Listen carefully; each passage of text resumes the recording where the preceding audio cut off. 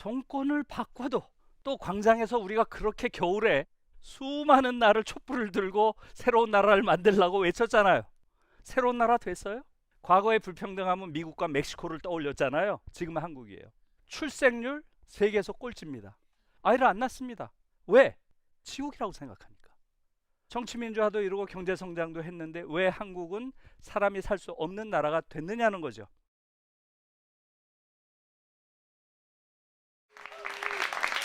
아이고, 여러분 반갑습니다.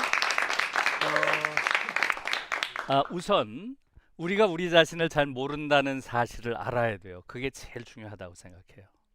지금 우리가 알고 있는 우리 자신은 상당히 왜곡되어 있는 부분이 많아요. 특히 우리가 알고 있는 정치 언어라는 것은 거의 대부분 기만의 언어예요. 모든 정치 언어는 사실 99% 기만의 언어예요. 거짓말의 언어예요. 히틀러 아시죠? 나치라고 보통 얘기하잖아요. 그게 이제 나ционal 소циалистische Arbeiterpartei예요. 국가 사회주의 노동자 당이에요. 나치 당의 원래 이름이. 그런데 나치가 정권을 잡자마자 제일 먼저 한 일이 뭔지 아세요? 사회주의자와 노동자들을 탄압하고 감옥에 가둔 거예요. 너무나 말도 안 되는 일이죠. 그 당시에 아무튼 인기가 있다고 하는 그런 언어들을 그냥 조합해서 이런 정당 만든 거예요. 이것은 독일의 사례만 그런 건 아니죠.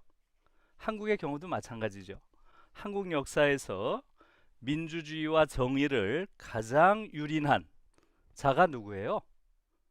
전두환이라고 하는 육군 소장이었죠. 그가 만든 정당의 이름이 뭐예요? 민주정의당이에요. 그러니까 정치 언어란 이런 거예요. 그래서 이런 기만의 언어가 정치의 세계를 지배하고 있다는 걸 아는 게 우선 중요하고요. 그런데 정당이 어떤 기만적인 언어를 쓰고 있다라는 것보다도 더 중요한 것은 지금 우리가 체험하고 있는 정치 세계, 한국 사회를 규정하고 있는 정치적 지형, 구도, 이 자체를 우리가 잘못 보고 있는 건 굉장히 심각한 문제가 되겠죠. 그 얘기는 뭐예요? 보수와 진보가 서로 경쟁하고 있다. 다 그렇게 생각하잖아요. 그래요, 안 그래요? 지금 보수 정당이 있고 또 진보적인 정당이 있어서 서로 경쟁을 해서 한국은 보수와 진보가 정권을 왔다 갔다 하면서 지배해오는 마치 정상적인 정치 지형을 가진 나라라고 생각을 하잖아요. 100% 거짓말이에요. 지금 소위 한국에서 보수라고 하는 정당이 있죠.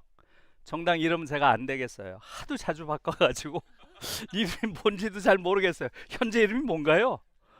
잘 모르겠어요. 이름 자체도. 그 정당이 사실은 보수를 참칭하고 있다고 저는 생각해요. 사실은 보수라는 것은 좋은 가치예요. 좋은 보수가 있어야 돼요. 그래야 그 사회가 아주 안정적이고 상당히 단단한 토대 위에서 발전할 수 있는 거예요. 저는 한국 사회의 가장 큰 비극은 좋은 보수가 없다는 데 있다고 생각해요. 그러니까 사실은 보수의 가치라는 건 참 좋은 거예요. 여러분이 잘 아시는 김구 선생, 이런 분들이 전혀 진보주의자가 아니에요. 그분이야말로 아주 한국 보수의 전형이죠. 그런 분들이 보수예요. 여러분들 한번 떠올려 보세요. 김구 선생이 귀중하게 여겼던 가치가 어떤 것인지. 보수가 가장 중요시하는 첫 번째 가치는 공동체예요. 공동체를 중시하는 거예요. 공동체보다 개인이 더 중요하다, 이렇게 주장하는 자들도 있겠죠. 그런 자들을 자유주의자라고 하는 거예요. 자유주의와 보수주의의 근본적인 차이는 공동체를 중시하느냐, 자유를 중시하는, 개인을 중시하느냐, 이 차이예요. 그런데 한국에선 공동체를 중시한다 그러면 빨갱이라고 공격해요. 정말 특이한 나라예요. 그 다음에 이 공동체의 어떤 집단적인 원형이라고 할 수 있는 게 뭐겠어요? 그게 민족이죠. 그래서 보수주의자들은 민족을 중시하는 거예요. 민족을. 그러나 한국에서는 민족과 통일과 하는, 민족이 다시 합쳐져야 된다, 자연스러운 상태로, 이런 걸 주장하는 자들은 또 좌파라고 공격을 해요. 그러고 보수라 그래요. 그러니까 반민족주의자, 외세에 기생하고 있는 자들이 스스로 보수라 그래요. 있을 수 없는 이야기죠. 또 보수가 중시하는 중요한 가치가 뭐예요? 역사예요. 역사. 예? 당연히 보수는 과거에 이어져 왔던 전통과 역사를 중시해요. 그것은 뭐 보수의 기본적인 자세죠. 그러나 한국에서 소위 자신들이 보수라고 주장하는 자들의 태도를 보세요. 역사 이야기가 나오면 다 도망가요. 혹은 역사를 축소하거나 왜곡합니다. 여러분, 사실은 역사라고 하는 것은요, 어떤 게 역사예요?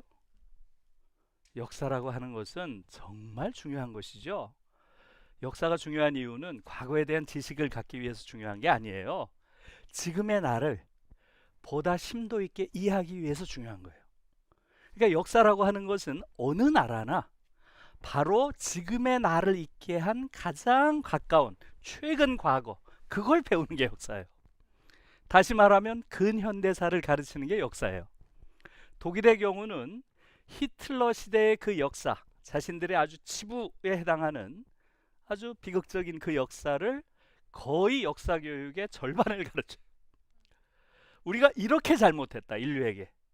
그리고 더 이상 이런 비극이 반복돼서는 안 된다. 이것을 거의 역사 교육의 절반을 가르친다는 거예요. 그런데 여러분들 아마 역사 교육 받았잖아요. 그죠? 역사 근현대사를 알아요? 정말 놀라운 거예요. 한국인 대부분이 근현대사를 몰라요. 대부분이. 그러니까 어떻게 돼요? 거의 신라시대, 고려 그쯤 가서 끝나요. 그러면 가장 최근에 나를 있게 한 바로 그 과거를 몰라요, 한국인들이. 역사를 모르는 국민이에요, 한국인들은. 왜 그렇게 했어요? 한국을 지배하는 자들, 현재 그들이 한국인이 역사를 아는 걸 두려워합니다. 좋아하질 않아요. 정말 잘못된 것이죠. 또 진보라고 불리는 정당이 지금의 여당이잖아요. 이 여당은 국제적인 표준에서 보면 이 여당 정도가 보수 정당인 거예요. 지금 이 당이 가지고 있는 노동정책, 경제정책, 복지정책, 교육정책 이런 걸 보면 국제적인 표준에서 보면 상당히 보수적인 거예요. 예를 들면 제가 비유를 하자면 독일의 앙겔라 메르켈이라고 하는 여자 수상 여러분 아시죠? 독일의 보수당이 한국에 오면 앙겔라 메르켈보다 전부 다 오른쪽에 있어요. 그러니까 심지어 정의당보다도 독일의 보수당이 더 진보적이에요. 그러니까 이것은 한국의 정치 지형이 극단적으로 우경화되어 있다는 걸 의미하는 거예요. 이것이 굉장히 중요한 거예요. 이것을 국민들이 지금 몰라요. 그래서 여러분, 지금 한국 사회는 굉장히 특이한 사회가 된 거예요. 한편으로는 우리가 전 세계에서 유례가 없는 민주주의를 이룬 나라가 된 거예요. 이것은 여러분들이 생각하는 것보다 한국 민주주의는 훨씬 더 위대하게 평가받고 있어요. 위대하게 평가받을 뿐만 아니라 최근에 코로나 방역에 대응하는 여러 나라의 사례 속에서 한국 민주주의가 얼마나 성숙한 시민의식에 기반하고 있는지를 보여줬죠. 이거 대단한 거예요. 사재기도 하지 않고 어떤 패닉도 보이지 않고 정말 대단한 거예요. 그 정도가 아니죠. 사실은 한국 민주주의는 소위 30-50 클럽이라고 여러분 들어보셨죠? 인구 5천만이 넘고 그 중에서 1인당 국민소득이 3만 불이 넘는 이런 나라가 전 세계에 많지 않아요. 대단한 경제 성장을 했잖아요. 그죠? 그럼에도 불구하고 또 다른 한편에서는 한국은 너무나 이상한 현상이 많은 나라예요. 전 세계에서 16년째 자살률이 1위인 나라예요. 놀라운 나라죠. 거기다가 노인 자살률, 이것은 통계에 따라서는 10배 이상 높기도 해요. 이 노인 자살률이 심한 이유는 뭐겠어요? 들어가 보면 대부분 노인 빈곤 때문에 자살해요. 사실은 더 끔찍한 것은 여기도 아동들이 있는데 아동이 우울한 나라예요. 아동 우울증이 세계 1위예요. 이것도 계속. 산업재해 사망률이 세계 1위입니다. 이것은 지금 25년째 1위예요. 25년째. 국민들이 이런 걸 잘 모른다는 게 난 너무 신기해요. 2000년 이후 지금까지 일하다가 죽은 노동자가 4만 명이 넘어요. 4만 명. 여러분 생각해 보세요. 지난 20년 동안 4만 명이 일하다가 죽었다. 이것은 사실상 전쟁 상태예요. 저는 이걸 내전 상태라고 생각해요. 자본과 노동 사이에 한국은 내전 상태에 있다. 자본이 노동을 죽이고 있다. 전 그렇게 생각해요. 그런데도 국민들은 여기에 대해서 관심이 없습니다. 너무나 당연시하고 있는 게 한국의 상황이에요. 전 세계에서 불평등이 가장 심한 나라입니다. 최근에 나온 지표들은 어느 나라보다도 불평등이 심한 나라로 한국이 나와요. 과거에 불평등하면 미국과 멕시코를 떠올렸잖아요. 지금은 한국이에요. 뭐 이 정도가 아니에요. 출생률 세계에서 꼴찌입니다. 2년 연속 출생률이 1이 안 되는 유일한 나라래요. 아이를 안 낳습니다. 왜? 지옥이라고 생각하니까. 자, 이게 이제 사실은 제가 한국 정치에 던지는 물음이에요. 뭐예요? 한편으로는 경제도 성장했고 다른 한편으로는 민주화도 이뤘잖아요. 이렇게 훌륭한 민주국가를 우리가 만들었죠. 이런 정치적인 경제적인 성취에도 불구하고 왜 사람들은 이렇게 지옥 속에서 사느냐는 거죠. 예? 자살률, 산업재해율, 불평등 비율, 노동시간 세계 최고입니다. 지금 독일에 비해서 700시간 내지 1000시간 더 일합니다. 대체로 독일에 비해서 5개월 더 일한다는 통계가 나와요. 예? 믿어지지가 않잖아요. 그래요, 안 그래요? 이게 사실은 제가 한국 정치를 이야기할 때 여러분들에게 드리고 싶은 핵심적인 물음이에요. 정치민주화도 이루고 경제성장도 했는데 왜 한국은 사람이 살 수 없는 나라가 됐느냐는 거죠. 바로 아까 말씀드린 거기에 답이 있어요. 한국은 잘못된 정치 지형을 가지고 있는 나라예요. 이제 국민들이 깨닫기 시작했어요. 아, 정권을 바꿔도 또 광장에서 우리가 그렇게 겨울에 수많은 날을 촛불을 들고 새로운 나라를 만들려고 외쳤잖아요. 새로운 나라 됐어요? 새로운 나라 어디 있어요? 예? 우리가 그렇게 광장에서 외치고 또 다른 한편으로는 뭘 했죠? 예, 지금 말씀드린 대로 정권도 교체하고 지금 3번 민주정부가 들어섰죠? 그런데 안 바뀌어요? 그 이유가 뭐겠어요? 바로 한국의 정치 지형 자체가 근본적으로 잘못되어 있다는데 원인이 있는 거예요. 지금 요번에 또 선거하죠. 여기서 또 아마 그 두 당이 아웅다웅 하면서 또 올라갈 거예요. 그죠? 한국 사회 바뀔 것 같아요? 안 바뀔 것 같아요? 안 바뀝니다. 이걸 이제 국민들이 깨달아야 돼요. 그래서 지금 한국 정치의 핵심적인 문제는 한국은 보수와 진보가 서로 경쟁하는 그런 나라가 아니라 지금 보수를 주장하는 자의 본질은 뭐라 그랬어요? 아까 수구라 그랬죠. 그 다음에 소위 진보인 척하고 있는 지금 여당, 이것은 뭐라 그랬어요? 이 정당이 대체로 한 보수, 중도 보수 정도 되는 거예요. 이 두 정당이 70년 동안 손을 잡고 사실상 적대적 공생을 하면서 지배해온 과두지배 질서예요. 수구 보수 과두지배 질서라는 거예요. 이걸 인식해야 돼요. 이 판을 바꾸지 않는 한 한국 사회 변화는 없어요.